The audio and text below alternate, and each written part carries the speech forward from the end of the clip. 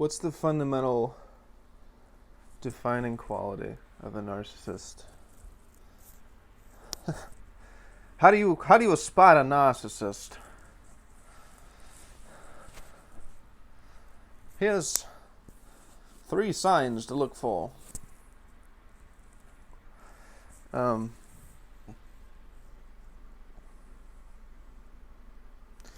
are people who, talked about the use of social media, the taking of photos of oneself, making your life all about you. It's not even really that. Because narcissism is not just self-love,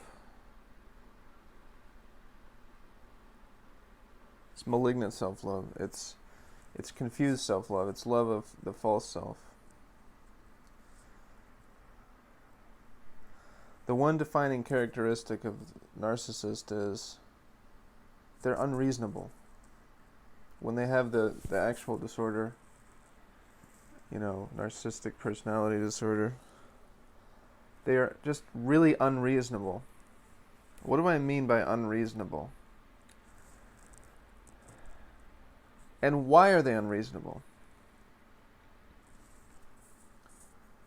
Unreasonable, like a reasonable person says, I can't just be your slave.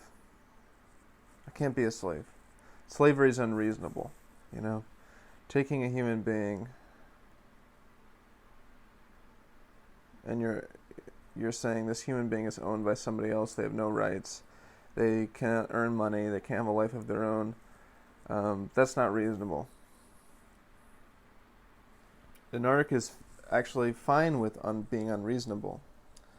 But why is that? What is it specifically in their psychology that makes them think that being unreasonable is the way to be? I will explain.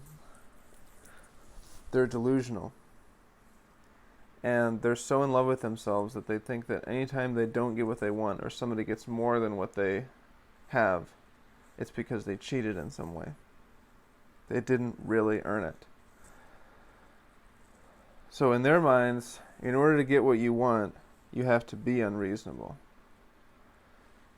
I talked about in other videos, they have this preoccupation with the concept of evil, of the fact that there is so much evil in the world. There's all these people that are unreasonable. And that's how they got what they wanted, is they were unreasonable. You gotta cheat to get what you want. This becomes a belief in their minds. The reason that this is a belief is they're afraid of the truth, they're afraid of reality. They fall in love with themselves. They think that they deserve to have the world. If they don't have the world, it's not because of anything they did wrong. It's not because of any flaw in them. It's because somebody else cheated them out of it. And the person who cheated them out of it was being unreasonable, was being cutthroat, was being, So therefore, in their minds, they start to believe that being unreasonable is what you have to do, is what you have to be. What they fail to see is the other dimension of it. And you can describe it this way. Ignorance is bliss. They fail to recognize the spiritual dimension of life.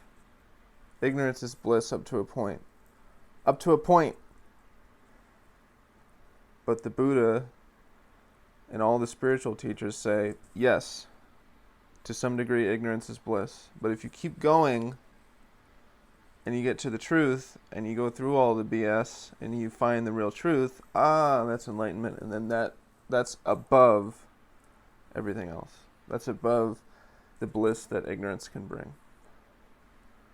And the narc is fundamentally opposed to this concept. Because they're skeptical. They can't trust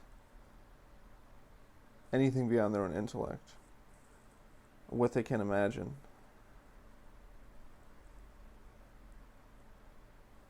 And that starts to beg the question, how intelligent are these people, actually?